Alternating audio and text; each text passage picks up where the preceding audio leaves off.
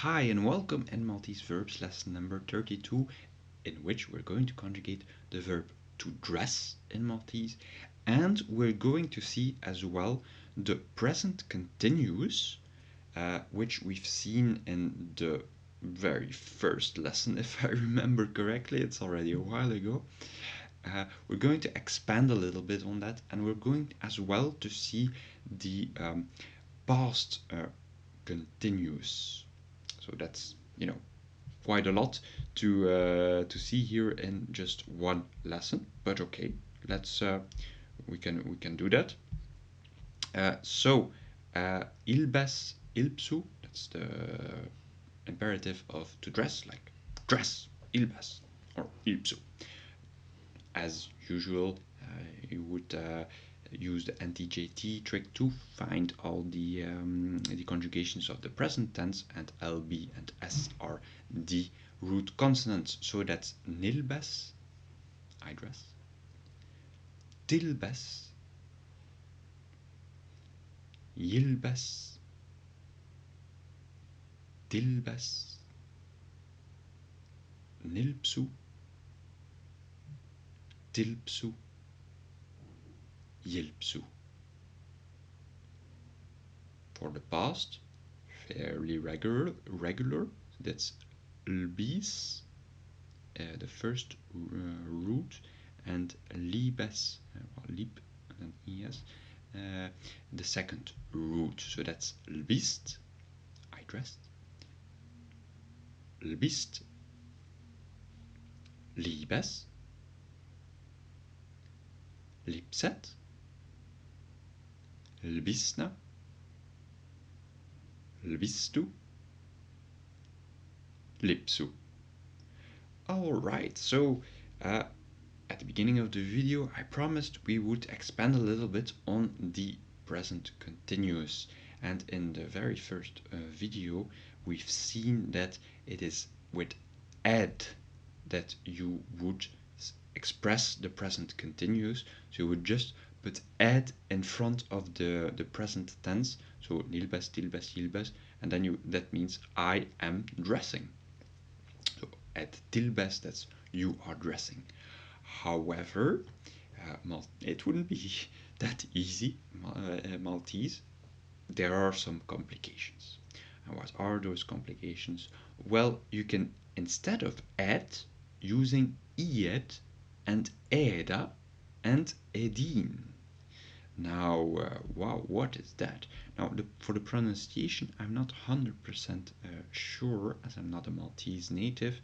Some people say eda, but I think some people say ida. I've heard it as well. So don't shoot me on that little detail. So ied or ed or ida, eda, and edin. I'm sure you understand that I don't know everything, unfortunately, but let's focus now on the present continuous. So when do you use ied, when ida, and when edin? Well, haha. For the second part here, that's normal, just like the present tense. Ied you would use if the female person, that is the pronoun, that is the subject, like the person who is dressing. For example, here nilbes, well, I am dressing. Well, I'm a man, then I would use ied. If I were to be a woman, I would use eda. So that's the difference between ied and eda.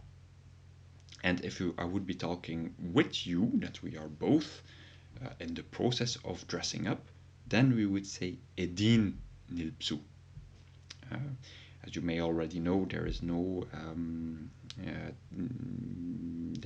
difference between two males and two females, or one male and one male. It's always the same. It's also the same as in the past here. Lipsu, they dressed. So that's a bit of a side note here. So depends on the person who's dressing, or that is the subject of the action, working, washing, choosing, or whatever person is the subject of the verb. Well, it takes the gender of that person. So iet, eda. And edin. Of course, this is in the plural because nilpsu, that's the plural, and nilbes, that's in the present tense. You don't need to know this actively, you only need to know actively add, because then you can form the present continuous, but Maltese often use iet, eda, edin, and if it's used without a verb, so iet, that means that it's to be, that should be thought of it. So it means I am being. And you can somehow translate that to I am there, or I stay, or he is there, something like that.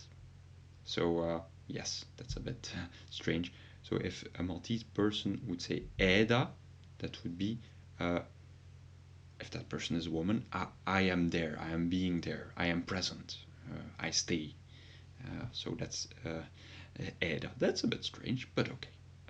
Now for the past continuous, it's not that difficult. Let's see it. Come on, we can do it. It's the same principle, ed, iet, eda, edin. However, just the same as this one, just the same as the present, but you put the past here. So kont, kont, kont, and konna, the past of to be. So that's kont et nilbes. Make sure you make the right connection. Like, for example, if he was dressing, that would be keen et yilbes.